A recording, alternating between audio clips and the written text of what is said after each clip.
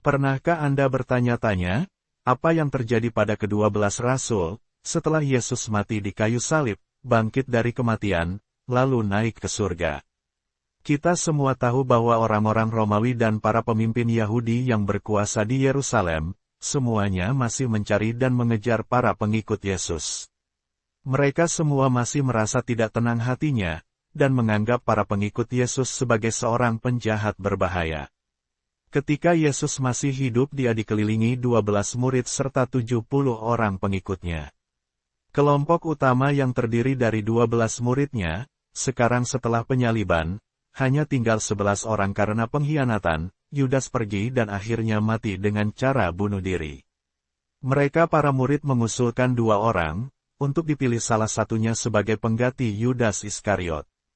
Yang pertama, ditunjuk Yusuf atau Barsabas yang disebut juga Yustus, dan yang kedua adalah Matias.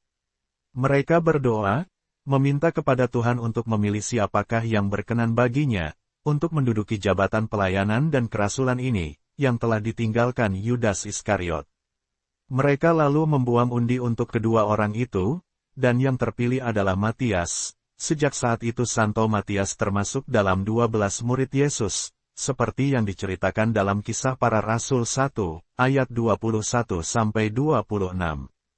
12 orang murid Yesus tersebut adalah, Santo Petrus atau Simon Petrus, Santo Andreas saudara Simon, Santo Yakobus tua, Santo Yohanes saudara Yakobus tua, Santo Filipus, Santo Bartolomeus, Santo Matius atau Lewi, Santo Yakobus muda, Santo Yudas Tadeus saudara Yakobus muda, Santo Thomas, Santo Simon Zelot, dan Santo Matias pengganti Yudas Iskariot.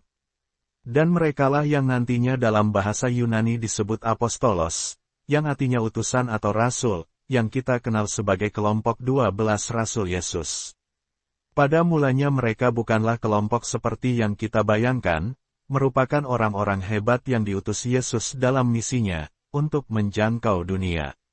Tidak ada sesuatu yang istimewa atau spektakuler dari mereka, ke-12 murid tersebut hanyalah pekerja biasa. Namun, Tuhan kita Yesus Kristus tahu siapa, dan apa yang Dia pilih. Mereka di tempat terbentuk menjadi tulang punggung gereja. Mereka menerima tugas yang paling luar biasa di luar kemampuan manusia biasa, yang mampu untuk memanggil seluruh dunia, termasuk meluruhkan kekerasan hati kekaisaran terkuat yang pernah dikenal, untuk bertobat dan beriman kepada Kristus yang bangkit. Tidak ada satu orang pun percaya, bahwa kata Kristen yang oleh setiap warga negara Romawi di abad pertama adalah kata ejekan dan hinaan, dan bahwa setiap nubuat tentang keilahian Kristus bagi mereka, adalah kebohongan dan kebodohan. Namun dalam waktu 3 abad, kekristenan menjadi agama resmi kekaisaran. Kita jadi tahu bahwa para rasul, meskipun mereka sudah bertemu dan menyaksikan kebangkitan Sang Kristus, mereka tetap saja diam-diam mencari perlindungan ke kota lain, meninggalkan Yerusalem karena takut ditangkap dan dihukum mati. Mereka baru kembali ke Yerusalem, setelah semua penderitaan dan kontroversi mereda selama Pentakosta, yang merupakan festival Yahudi yang merayakan panen gandum, dan memperingati Musa menerima 10 perintah Allah. Pentakosta adalah perayaan permulaan minggu-minggu awal penuaian. Di Palestina, ada 2 panen setiap tahun. Panen awal datang selama bulan Mei dan Juni, panen terakhir datang pada musim gugur. Pentakosta adalah perayaan awal panen gandum, yang berarti bahwa Pentakosta selalu jatuh pada pertengahan bulan Mei atau kadang-kadang pada awal Juni. Menurut Injil Kisah Para Rasul 2, ayat 1-4, ketika para rasul kembali berkumpul di Yerusalem, untuk merayakan tibanya hari Pentakosta, semua orang percaya berkumpul di satu tempat. Tiba-tiba turunlah dari langit suatu bunyi seperti tiupan angin keras yang memenuhi seluruh rumah, di mana mereka duduk, dan tampaklah kepada mereka lidah-lidah seperti nyala api yang bertebaran dan hinggap pada mereka masing-masing. Maka penuhlah mereka dengan Roh Kudus, lalu mereka mulai berkata-kata dalam bahasa-bahasa lain, seperti yang diberikan oleh Roh itu, kepada mereka untuk mengatakannya. Setelah mereka menerima Roh Kudus, mereka dengan berani keluar, meninggalkan tempat persembunyian mereka, dan mulai berkhotbah dan melakukan mukjizat dalam nama Yesus Kristus, tepat di jalan-jalan Yerusalem dan dalam berbagai bahasa. Dapat kita bayangkan, orang yang paling sederhana, paling pendiam, dan paling mudah panik yang kita kenal, mereka yang sebagian besar rasul terlahir sebagai nelayan, tiba-tiba berbicara seperti pengkhotbah ulung. Betapa ajaibnya kita mendapatkan gambaran tentang hal ini. Setelah menerima Roh Kudus, mereka bangkit, menjadi rasul-rasul yang baru, rasul yang berani, tanpa keraguan, tidak takut pada kematian dan tumbuh percaya diri yang kuat. Sungguh keajaiban itu terjadi, Tuhan berikan jiwa baru pada mereka. Rasul Petrus mampu tampil sebagai pemimpin, dia menarik banyak orang dan dia menyampaikan khotbah kepada orang banyak, dengan kemampuan yang luar biasa, disertai kuasa ajaib serta mukjizat penyembuhan. Dan bahwa pada hari itu sekitar 3.000 orang percaya kepada perkataannya dan dibaptis, seperti yang tertulis dalam Injil, Kisah Para Rasul 2, ayat 41. Santo Petrus sang rasul bangkit sebagai pemimpin para rasul yang bersemangat, dia mampu membangun kelompok Kristen yang solid dan tidak terbendung di Yerusalem. Namun dari keberanian itu semuanya mengandung resiko yang lebih besar lagi. Mereka harus menghadapi kebencian, fitnah, amarah dari para pemimpin Yahudi juga pemerintahan Romawi pada masa itu.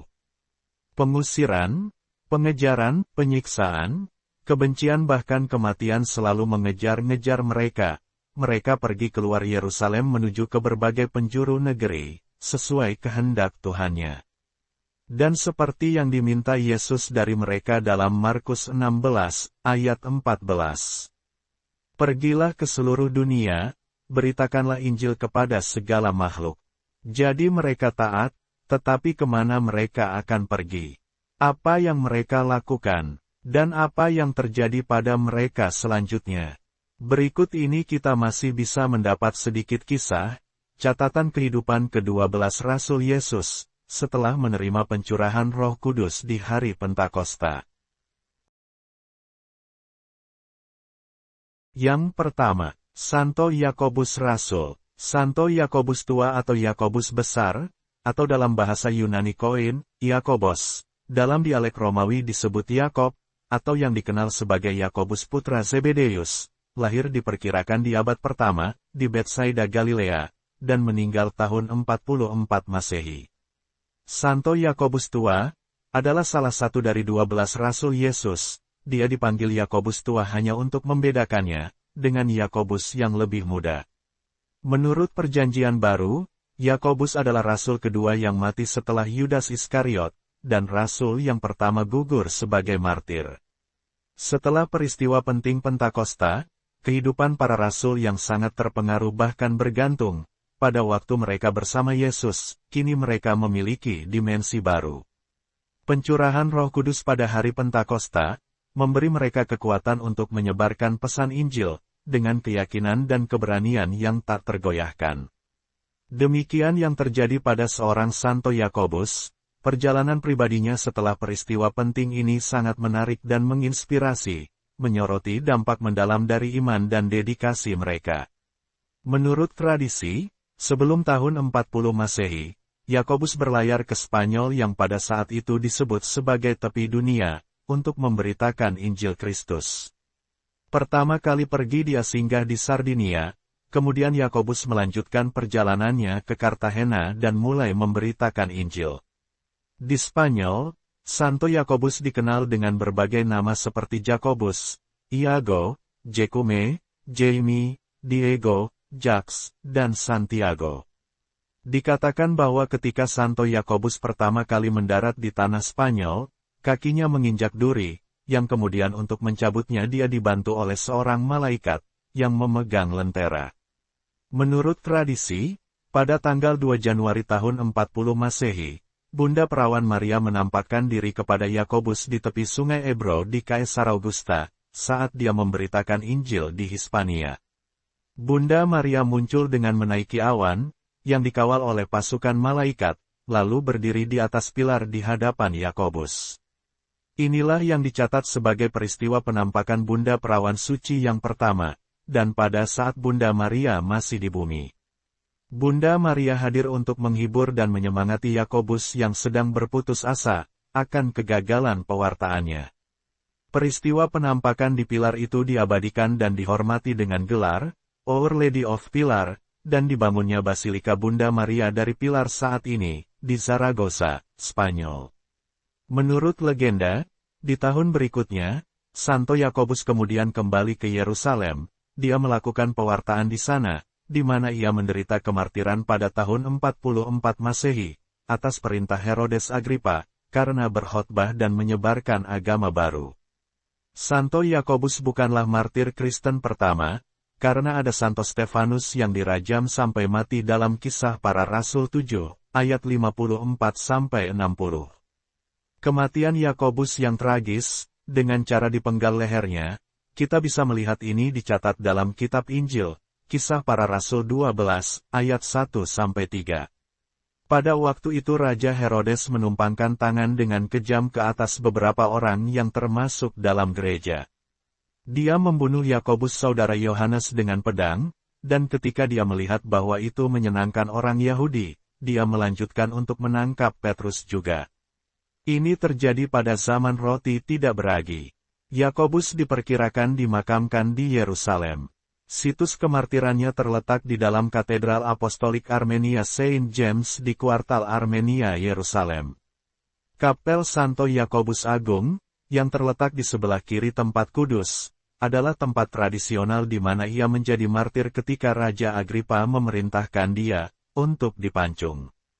Kepalanya diyakini terkubur di bawah altar, ditandai dengan sepotong marmer merah dan dikelilingi oleh 6 lampu nasar.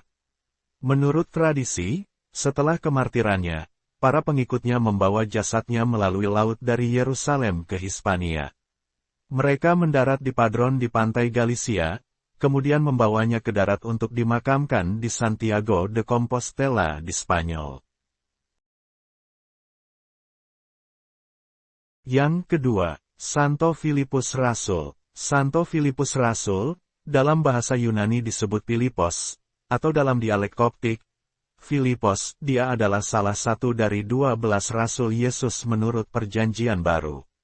Santo Filipus diperkirakan lahir pada tahun 1 Masehi, dan meninggal diperkirakan antara tahun 54 sampai 80 Masehi. Dalam catatan tradisi, Santo Filipus Rasul melakukan penyebaran kabar kasih Kristus berpasangan dengan Santo Bartolomeus.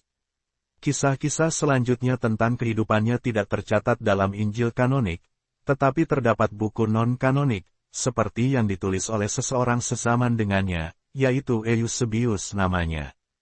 Buku ini menceritakan perjalanan, khotbah dan mukjizat seorang Santo Filipus Rasul. Dikatakan bahwa, setelah kebangkitan Yesus, Santo Filipus Rasul diutus bersama saudara perempuannya Mariamne, dan rekannya Santo Bartolomeus Rasul. Mereka diyakini pergi menyebarkan berita Injil ke Yunani, juga Suriah dan hingga ke Turki, terutama di Galatia, Frigia dan Hierapolis.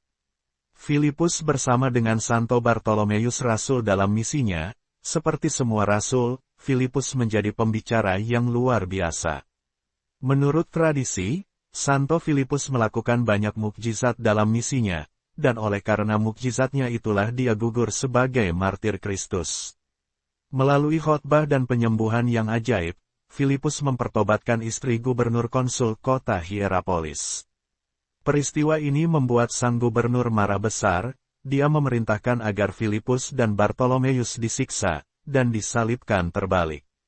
Sementara waktu di kayu salib, Filipus tetap terus berkhotbah, dan dia mampu mempertobatkan orang banyak, dan meminta gubernur konsul untuk membebaskan Bartolomeus, sambil bersikeras bahwa, biarkan dia saja yang tetap disalibkan. Bartolomeus akhirnya dibebaskan, dan Santo Filipus pun akhirnya meninggal di kayu salib dalam kondisi terbalik, sebagai martir Kristus. Kemudian Santo Filipus Rasul dimakamkan di suatu tempat di dalam kota. Peristiwa ini diperkirakan terjadi di antara tahun 54 hingga tahun 80 Masehi. Pada tahun 2011, arkeolog Italia Francisco De Andria mengklaim bahwa mereka telah menemukan makam Filipus selama penggalian di Hierapolis kuno, dekat dengan kota Denizli di Turki modern. Makam abad pertama, yang ditemukan kosong dari peninggalan, berdiri di tengah Basilika Tiga Naf abad keempat atau kelima, gereja makam, yang merupakan salah satu titik fokus kompleks Bukit Ziarah kuno, yang didedikasikan untuk Filipus. Doa-doa dalam bahasa Yunani kuno diukir di dinding makam dan gereja, yang menghormati Rasul Filipus, dan prangko roti abad ke-6 atau Signum Pistoris, menunjukkan Filipus memegang roti, dengan gereja Tiga Naf di sisi kirinya. Gereja martir terdekat yang sebelumnya diidentifikasi di sebelah kanannya, mendukung pernyataan bahwa basilika berisi makam asli Rasul. Gereja yang dibangun di atas makamnya dan gereja martir, sekitar 40 meter jauhnya, adalah tempat-tempat penghormatan yang intens selama berabad-abad. Yang ketiga, Santo Yakobus Muda Rasul. Santo Yakobus Muda Sang Rasul, atau Yakobus Kecil, embel-embel muda atau kecil, hanya untuk membedakan dirinya dengan Yakobus Tua, yang adalah saudara laki-laki Santo Yohanes Rasul. Santo Yakobus Muda, juga dipanggil Yakobus putra Alfaius, yang dalam bahasa Yunani dipanggil Yakobos, atau dalam bahasa Ibrani, dipanggil Yaakov ben Halfai. Yakobus Muda, biasa disebut sebagai Yakobus saudara Yesus Tuhan kita, tapi bukan saudara kandung. Satu-satunya kesimpulan adalah bahwa, Maria yang digambarkan sebagai ibu Yakobus kecil adalah istri Alfaius, orang yang disebut oleh Yohanes Penginjil, Maria dari Klopas. Santo Yakobus Muda setelah mengalami pencurahan Roh Kudus, pada peristiwa Pentakosta, diyakini dia pergi dan berkhotbah hingga sampai Damaskus Suriah. Kemudian Santo Yakobus kembali ke Yerusalem, di sini dia diakui sebagai uskup pertama umat Kristen di Yerusalem. Para sejarawan mengatakan bahwa, ia dijatuhi hukuman rajam sampai mati oleh orang-orang Yahudi, karena menentang hukum Yahudi, karena meyakinkan dan mengajak beberapa anggota komunitas Yahudi, untuk masuk Kristen. Seperti rekannya Santo Yakobus Tua, Yakobus Muda gugur sebagai martir Kristus, dengan cara yang hampir sama. Santo Yakobus Muda meninggal karena dirajam, dilempari batu, satu orang dari kerumunan mendekatinya dan memukul kepalanya dengan tongkat kayu pemukul, yang biasa mereka gunakan untuk memukul pakaian, saat mencuci. Santo Yakobus Kecil Sang Rasul, meninggal diperkirakan pada tahun 63 Masehi di Yerusalem Yudea, Kekaisaran Romawi. Ia dimakamkan di tempat ia meninggal, di suatu tempat di Yerusalem. Yang keempat, Santo Matius Rasul. Nama Matius berasal dari bahasa Ibrani Matia, atau dalam bahasa Yunani kadang dieja Mataios. Santo Matius Rasul, yang dikenal Matius Lewi, atau biasa dipanggil Matius si pemungut cukai, lahir di Palestina sekitar awal abad pertama, dan meninggal diperkirakan sekitar tahun 68 Masehi. Santo Matius adalah salah satu dari 12 Rasul Yesus yang paling terpelajar di antara para Rasul, juga salah satu dari 4 penginjil menurut Alkitab Perjanjian Baru. Matius menulis Injil pertama dari Alkitab Perjanjian Baru, yang kita kenal sebagai Injil Matius.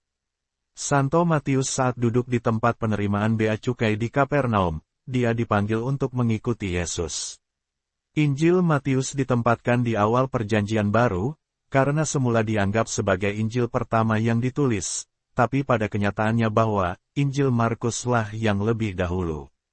Karena ini adalah Injil yang paling berkaitan dengan Yudaisme, yang berfungsi sebagai transisi yang tepat dari Perjanjian Lama, ke Perjanjian Baru dalam Alkitab Kristen.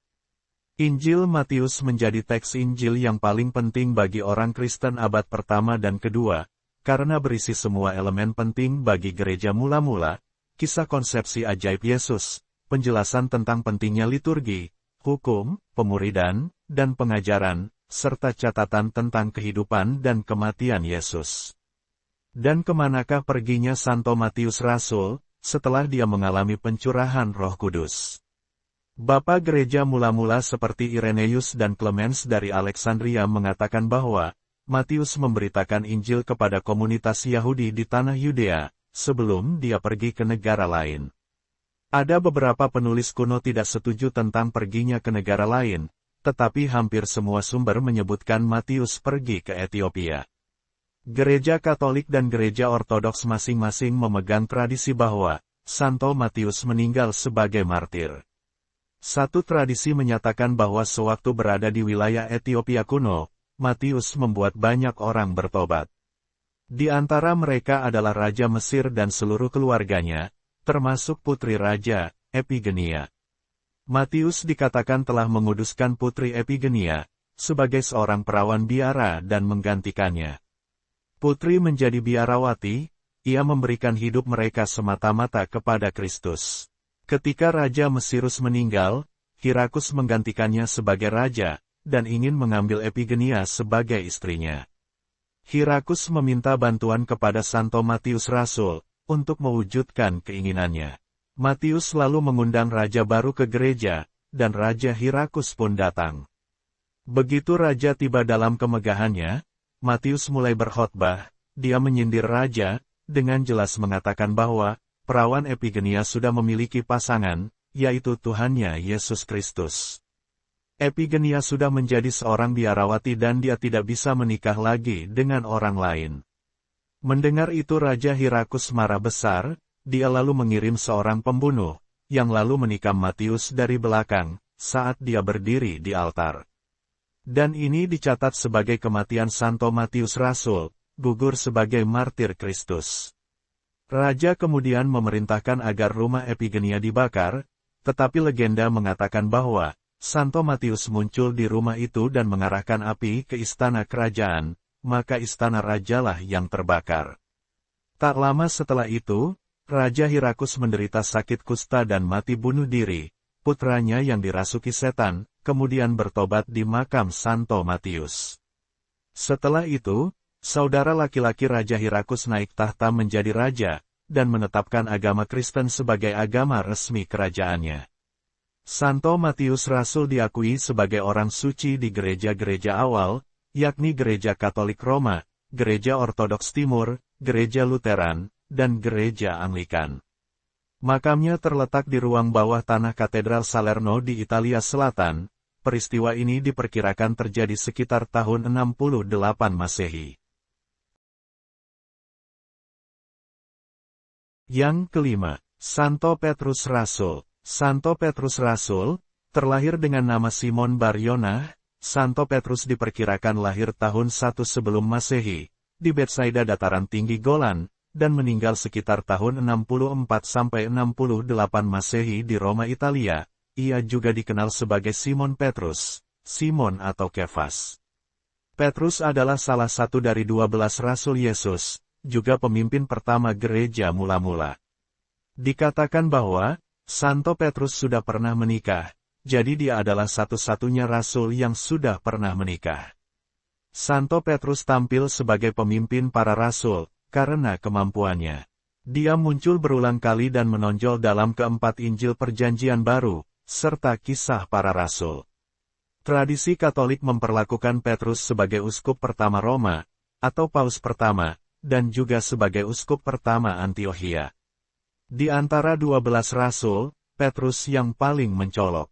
Meskipun memiliki karakter yang tidak tegas, dia berpegang teguh dengan kesetiaan terbesar, keteguhan iman, dan kasih kepada Juru Selamat.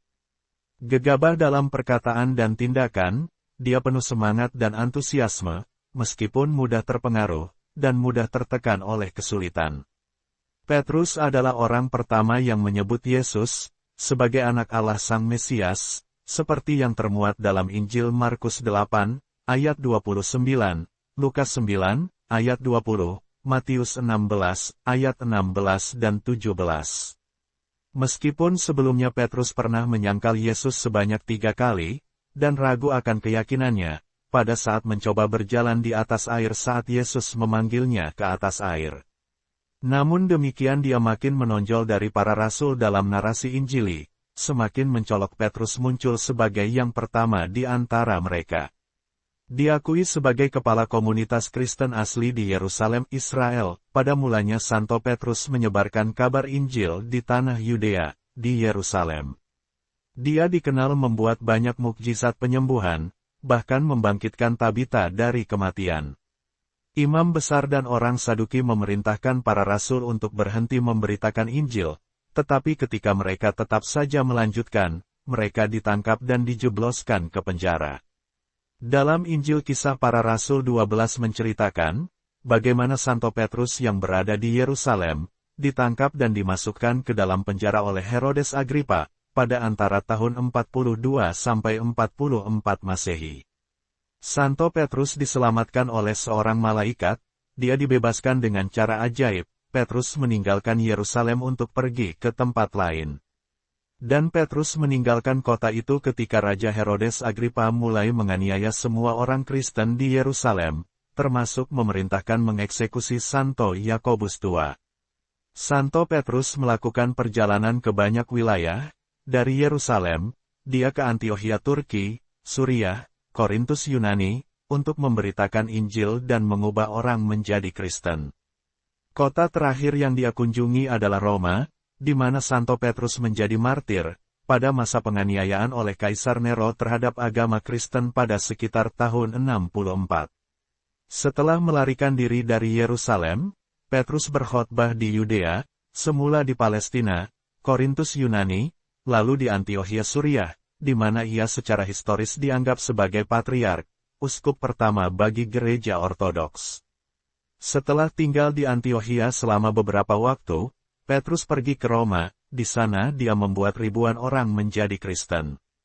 Bagi gereja Katolik Roma dan gereja Antiokhia, sosok Petrus sangat penting, dia adalah orang suci pendiri gereja pertama, dan paus pertama gereja Katolik Roma. Kaisar Nero tidak menyukai orang Romawi menjadi Kristen, dia menjadi marah. Petrus ditangkap oleh otoritas Romawi, lalu dijatuhi hukuman mati, dengan cara disalib di Bukit Vatikan. Sesuai dengan Kisah Para Rasul Petrus yang apokrifa, Petrus disalibkan terbalik, kepalanya menghadap ke bawah, ini atas permintaannya sendiri, karena ia mengatakan bahwa ia tidak layak untuk disalibkan dengan cara yang sama, seperti Tuhan kita. Jenazah Santo Petrus disemayamkan di bawah altar Basilika Santo Petrus, di Vatikan. Yang keenam, Santo Simon Zelot Rasul. Santo Simon Zelot Rasul, yang dijuluki Kanaios, diperkirakan lahir pada tahun 5 Masehi di Kana Galilea, dan diperkirakan meninggal tahun 65 Masehi. Santo Simon orang Kanaan adalah salah satu Rasul Yesus. Nama Simon muncul dalam semua Injil Sinoptik dan Kitab Kisah Para Rasul, setiap kali ada daftar Rasul tanpa rincian lebih lanjut. Untuk membedakannya dengan Simon Petrus dia diberi embel-embel Zelot. Sebelum menjadi Rasul, Simon adalah anggota Zealot, sebuah gerakan politik yang memberontak terhadap pendudukan Romawi di Yerusalem. Setelah mengalami pencurah Roh Kudus, pada peristiwa Pentakosta, Simon diyakini melakukan penyebaran kabar sukacita Kristus, dimulai dari Yerusalem, seperti rasul-rasul lainnya. Diidentifikasi oleh beberapa orang, dia juga pernah menjabat sebagai uskup Yerusalem kedua, setelah Yakobus Muda, yang mati dipancung oleh Kaisar Herodes Agripa. Ia juga diyakini melakukan perjalanan berkhotbah di Timur Tengah, Afrika Utara, Mesir, Mauritania, dan bahkan hingga sampai Inggris. Kemartirannya banyak diperdebatkan oleh para sarjana dan sejarawan. Tradisi lain mengatakan ia mengunjungi Inggris. Dalam catatan ini, dalam misinya yang kedua ke Inggris, ia tiba pada tahun 60, tahun pertama pemberontakan Boadicea. Dan dikisahkan bahwa Santo Simon disalibkan, pada tanggal 10 Mei tahun 61 oleh Catus Decianus Romawi, di Caistor, Lincolnshire modern di Inggris. Tapi ada tradisi yang juga menyatakan bahwa, ia berkelana di Timur Tengah dan Afrika. Orang-orang Kristen Ethiopia mengklaim bahwa, ia disalibkan di Samaria. Sementara Justus Lipsius menulis bahwa ia digergaji menjadi dua di Suanir, Persia. Namun, Musa dari Horene menulis bahwa ia menjadi martir di Weriosfora di Iberia, Kaukasia. Tradisi juga mengklaim ia meninggal dengan tenang di Edessa. Tradisi yang paling tersebar luas dan lebih bisa dipercaya, adalah bahwa, setelah menginjili di Mesir, Simon bergabung dengan Yudas Tadeus di Persia dan Armenia, atau saat ini disebut Beirut, Lebanon, di mana keduanya menjadi martir pada tahun 65 Masehi. Namun ada dugaan bahwa Simon Zelot dan Yudas Tadeus, keduanya mengalami penyiksaan yang luar biasa di Persia. Mereka dirajam dengan batu, digergaji, kemudian dibunuh dengan pedang.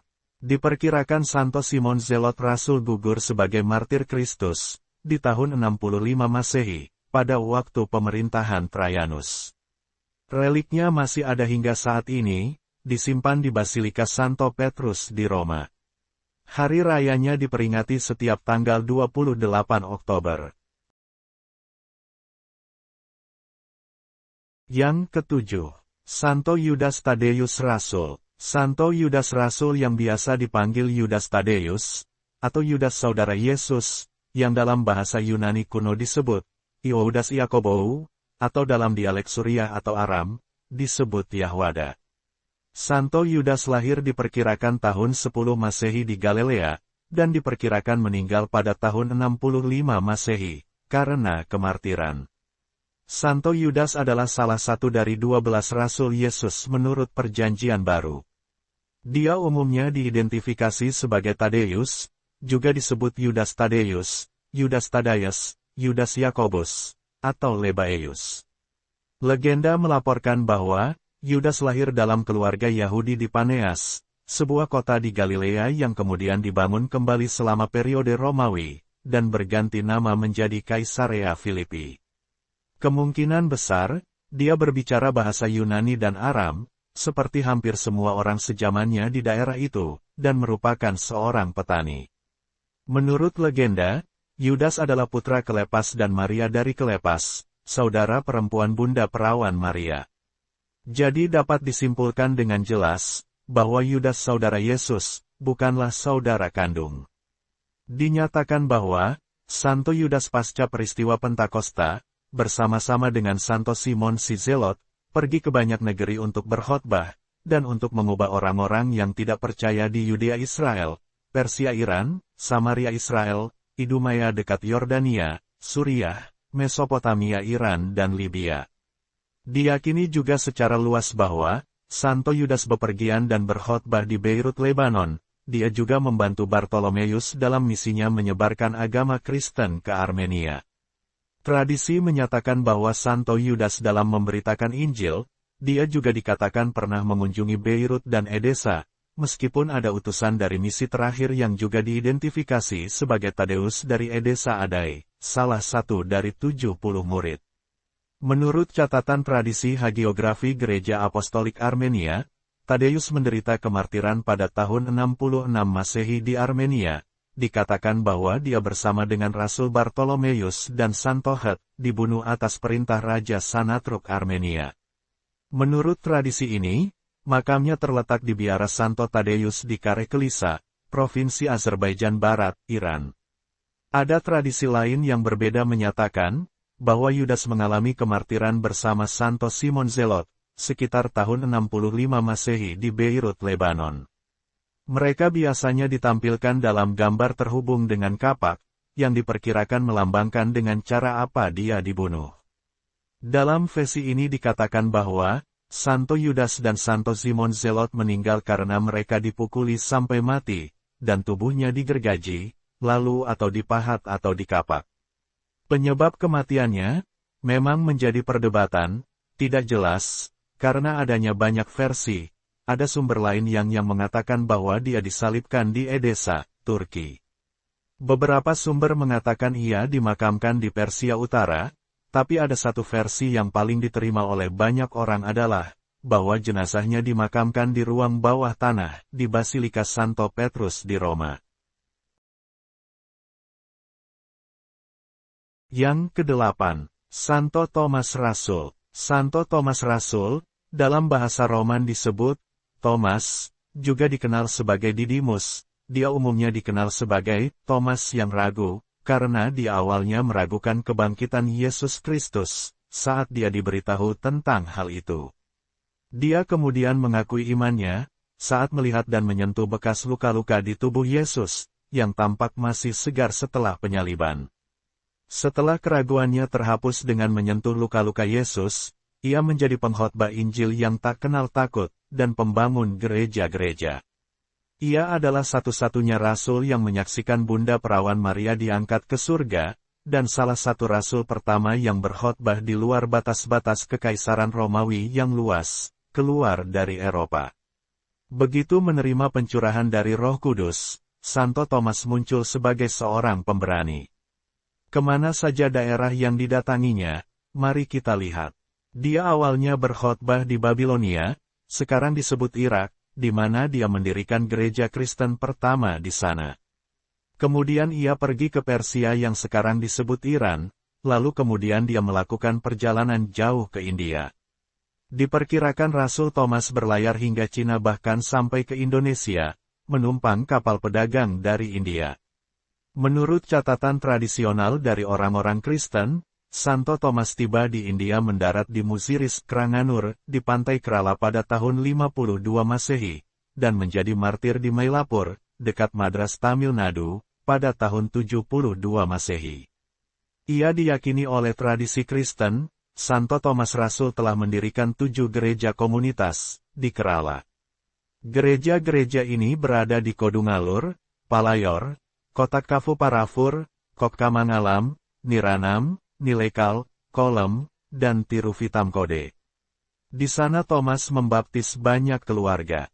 Menurut salah satu tradisi Kristen Suriah, Thomas dibunuh dengan tombak di Gunung Saint Thomas di Chennai, pada tanggal 3 Juli tahun 72 Masehi. Jasadnya dimakamkan di Mylapore, tradisi gereja Latin menetapkan, tanggal 21 Desember sebagai tanggal kematiannya.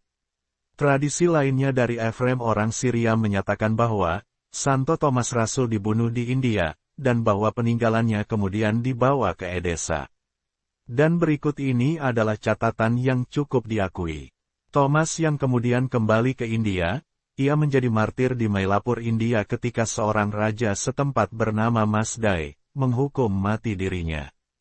Dikatakan bahwa Rasul Thomas membuat marah besar para Brahmana, yang adalah seorang pendeta atau sarjana berpangkat tinggi, yang bertugas sebagai penasihat raja, karena pengajaran keyakinan Kristen pada masyarakatnya. Thomas dibunuh dengan tombak di Gunung Saint Thomas di Chennai, pada tanggal 3 Juli tahun 72 Masehi, dan tubuhnya dimakamkan di Mylapore, India. Yang ke-9, Santo Bartolomeus Rasul. Santo Bartolomeus Rasul, atau Nathanael, dalam bahasa Yunani, Bartolomaios, ditransliterasikan, Bartolomaios, yang berasal dari bahasa Aram yaitu, Bartolmai artinya, putra Tolmai. Santo Bartolomeus tercatat dalam Perjanjian Baru di antara 12 Rasul Yesus, yang disebutkan dalam 3 Injil Sinoptik, Matius, Markus, Lukas, dan dalam Injil Kisah Para Rasul. Eusebius dari Caesareas Ecclesiastical History, menyatakan bahwa, setelah kenaikan Yesus ke surga dan pencurahan Roh Kudus pada peristiwa Pentakosta, Bartolomeus melakukan perjalanan misionaris ke India, di mana ia meninggalkan salinan Injil Matius di sana. Tradisi menceritakan bahwa ia melayani sebagai misionaris di Mesopotamia, Irak dan Partia, serta Lisaunia dan Ethiopia dalam catatan lain. Tradisi populer mengatakan bahwa Bartolomeus memberitakan Injil di India, dan kemudian pergi ke Armenia Raya. Bersama dengan rekannya Santo Yudas Tadeus Rasul, Bartolomeus terkenal telah membawa agama Kristen ke Armenia pada abad pertama, hingga pada tahun 301 kerajaan Armenia menjadi negara pertama dalam sejarah, yang memeluk agama Kristen secara resmi. Dengan demikian, kedua orang kudus ini, dianggap sebagai santo pelindung gereja apostolik Armenia. Orang-orang Kristen Azerbaijan mencatat bahwa, Rasul Bartolomeus adalah orang pertama yang membawa agama Kristen ke tanah Azerbaijan modern, dan percaya bahwa dia berkhotbah di sana. Gereja Santo Bartolomeus, Baku, dibangun pada tahun 1892, hasil sumbangan dari penduduk Kristen setempat, di tempat Rasul Bartolomeus diyakini telah menjadi martir. Orang Kristen Azerbaijan percaya bahwa Rasul Bartolomeus disalibkan dan dibunuh oleh orang-orang di daerah dekat Menara Maidan, sekitar tahun 71 Masehi. Bartolomeus dikuliti hidup-hidup dan dipenggal di Derben, Azerbaijan, dekat Rusia di Laut Kaspia, atas perintah raja setempat, setelah mayoritas penduduk Derben pindah memeluk agama Kristen. Sebagian kulit dan tulang Bartolomeus masih disimpan di Basilika Saint Bartolomeus di Roma. Sebagian tengkoraknya ada di Frankfurt, Jerman, dan lengannya dihormati di Katedral Canterbury di Inggris. Yang ke-10. Santo Andreas Rasul. Santo Andreas Rasul, dalam bahasa Yunani koin, Andreas, dalam dialek Roman dan Latin disebut Andreas. Santo Andreas Rasul adalah salah seorang dari Rasul Yesus, menurut Perjanjian Baru. Rasul Andreas lahir dari keluarga Yahudi di Betsaida, di Galilea, mungkin antara tahun 5 dan 10 Masehi. Perjanjian Baru menyatakan bahwa Andreas adalah saudara laki-laki Simon Petrus, dan salah seorang putra Yonah. Santo Andreas adalah pengikut Santo Yohanes Baptis, yang kemudian menjadi pengikut Sang Mesias. Dipercaya bahwa Santo Andreas Rasul adalah orang pertama yang menjadi murid Yesus. Dialah yang pertama kali mengenalkan Yesus kepada Simon Petrus saudaranya. Pasca pencurahan Roh Kudus, pada peristiwa Pentakosta, Santo Andreas Rasul melakukan perjalanan jauh, hingga mencapai Georgia, Rusia, Istanbul, Turki, Makedonia, dan akhirnya Yunani. Di sana di Patros, Yunani, dia mempertobatkan keluarga gubernur. Gubernur Aegiatis sangat marah dengan khotbahnya, apalagi dengan pertobatan keluarganya sendiri ke Kristen. Dia lalu memerintahkan Santo Andreas untuk meninggalkan imannya di depan pengadilan. Ketika Santo Andreas menolak, gubernur memerintahkan agar Andreas disalibkan. Santo Andreas Rasul diikat terbalik ke salib yang berbentuk X, dengan tali yang tebal dan kencang, tetapi mulut Santo Andreas terus berkhotbah kepada orang yang berkerumun melihatnya. Dia mampu meyakinkan banyak orang untuk menerima agama Kristen, tepat sebelum dia meninggal, setelah menderita selama 3 hari di kayu salib. Sebagian dari jenazahnya berada di Konstantinopel, Turki, di Skotlandia, Inggris. Tetapi tengkoraknya disimpan di Patras hingga hari ini. Tradisi menempatkan kemartirannya pada tanggal 30 November tahun 63 Masehi, di bawah Kekaisaran Nero. Jenazah Andreas diawetkan di Patras. Menurut salah satu legenda, Regulus Rul, seorang biarawan di Patras, dia dinasihati dalam mimpinya untuk menyembunyikan beberapa tulang sang rasul. Tak lama kemudian, sebagian besar relik dipindahkan dari Patras ke Konstantinopel, atas perintah Kaisar Romawi Konstantius II sekitar tahun 357, dan disimpan di gereja para rasul suci. Regulus dikatakan mendapat mimpi kedua, di mana seorang malaikat menyuruhnya untuk membawa relik-relik tersembunyi ke ujung bumi, untuk perlindungan. Dikatakan jika dalam pelayaran, dimanapun ia terdampar, ia harus membangun sebuah kuil untuk relik-relik itu. Ia pun berlayar, membawa serta tempurung lutut, tulang lengan atas, 3 jari, dan sebuah gigi sang rasul. Berlayar ke barat, menuju tepi dunia yang dikenal, dan ia pun terdampar di pantai Fife, Skotlandia. Namun, relik-relik itu mungkin dibawa ke Inggris pada tahun 597 sebagai bagian dari misi Augustin, dan kemudian pada tahun 732 ke Fife, oleh Uskup Aka dari Hexham, seorang kolektor relik keagamaan yang terkenal. Tengkorak Santo Andreas, yang dibawa ke Konstantinopel, dikembalikan ke Patras oleh Kaisar Bizantium Basil I, yang memerintah dari tahun 867 hingga 886. Relik yang diduga milik Rasul Andreas juga disimpan di banyak tempat, seperti di Katedral Santo Andreas, di Patras Yunani, di Katedral Amalfi atau Duomo di Sant'Andrea di Amalfi, dan di Katedral Sarzana, di Sarzana, Italia. Ada juga di Katedral Saint Mary di Edinburgh, Skotlandia, di Gereja Saint Andrew dan Saint Albert, di Warsawa, Polandia. Dan masih ada banyak lagi relik yang lebih kecil, tersebar di seluruh dunia. Yang ke-11, Santo Matias Rasul. Santo Matias Rasul, biasa dipanggil Matias, yang dalam bahasa Yunani koin disebut Matias, atau dalam bahasa Ibrani Matityahu. Santo Matias diperkirakan lahir pada tahun 1 Masehi, dan meninggal sekitar tahun 80 Masehi. Menurut Injil Kisah Para Rasul, Matias dipilih Allah melalui para rasul untuk menggantikan Yudas Iskariot, setelah pengkhianatan Yudas terhadap Yesus. Panggilannya sebagai rasul adalah unik, karena pengangkatannya tidak dibuat secara pribadi oleh Yesus yang telah naik ke surga, dan itu terjadi sebelum turunnya Roh Kudus ke atas gereja mula-mula. Dan setelah peristiwa turunnya Roh Kudus pada hari Pentakosta, Santo Matias Rasul juga pergi untuk memberitakan kabar Kristus yang telah bangkit dan naik ke surga. Semua informasi mengenai kemana pelayanan dan kematian Matias tidak jelas dan tidak bersesuaian. Tradisi orang Yunani mengatakan bahwa Santo Matias Rasul menyebarkan agama Kristen di sekitar Kapadokia, dan di pantai Laut Kaspia, yang terutama bagi mereka yang tinggal di dekat pelabuhan Hisus.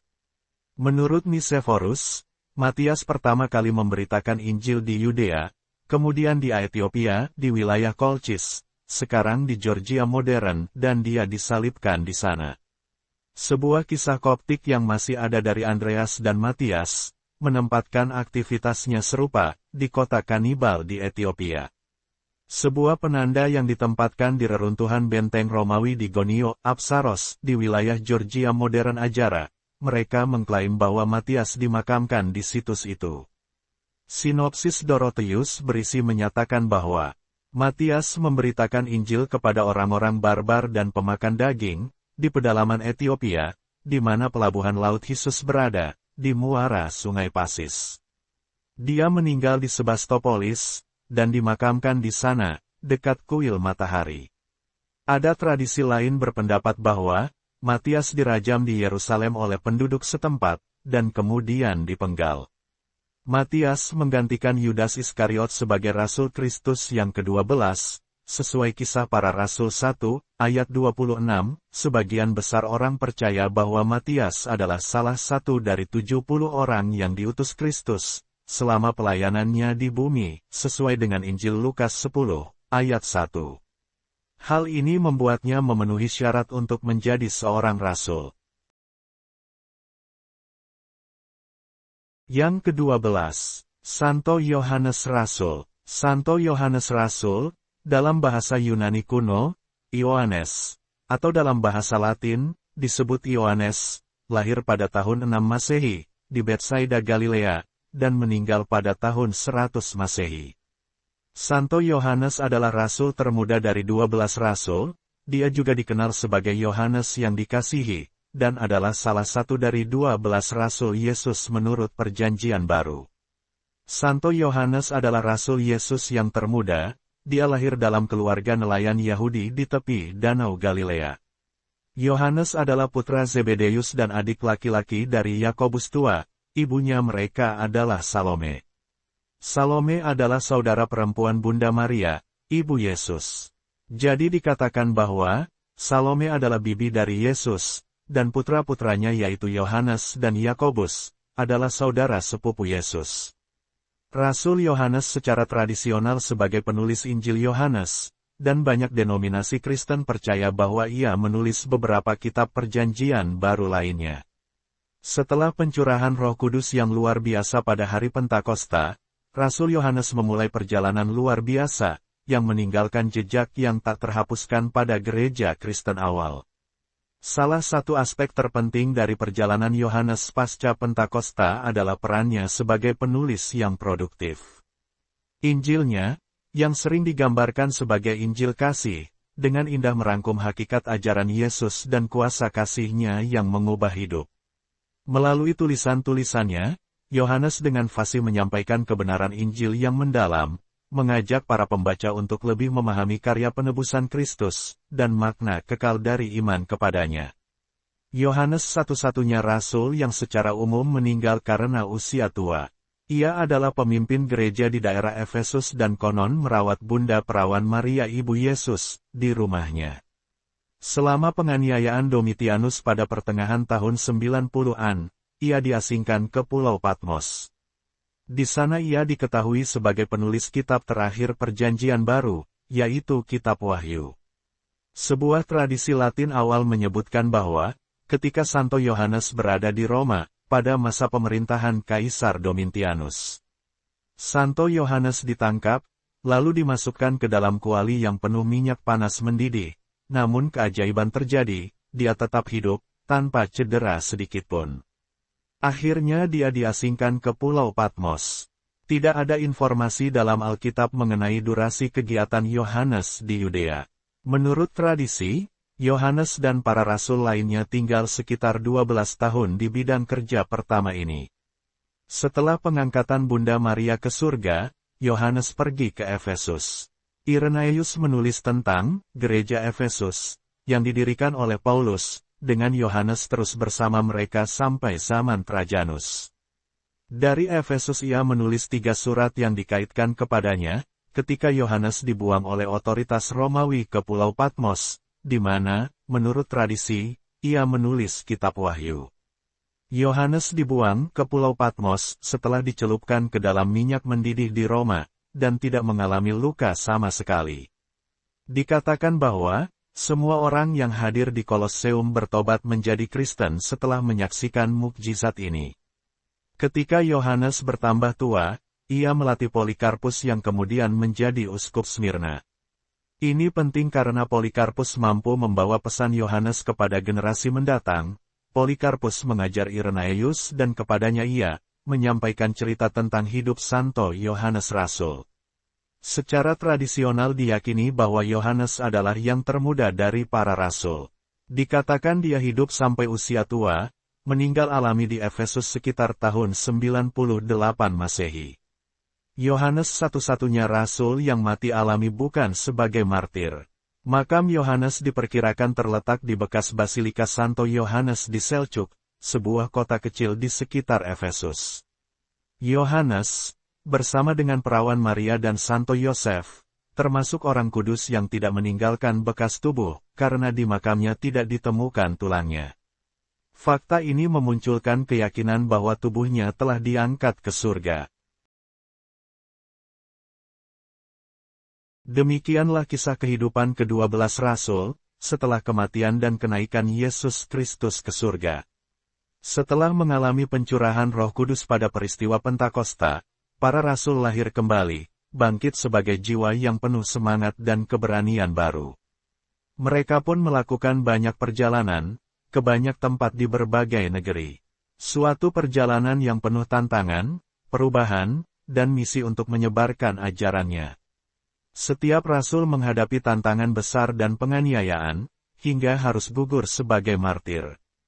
Atas dedikasi mereka untuk menyebarkan ajaran Yesus, membentuk fondasi gereja Kristen awal, yang menjadikan hidup baru bagi banyak orang-orang di dunia. Mereka menjalani kehidupan yang mencerminkan pesan keselamatan dan cinta Allah, dan warisan ajaran mereka masih relevan hingga hari ini. Semoga kisah ini membuat kita menjadi lebih yakin akan kebenaran iman kita, jalan yang selalu menuntun kita ke surga. Amin. Terima kasih sudah menonton. Untuk kelangsungan channel ini, jangan lupa subscribe, like jika menyukainya, share jika bermanfaat, dan komen. Tuhan Yesus memberkati. Amin.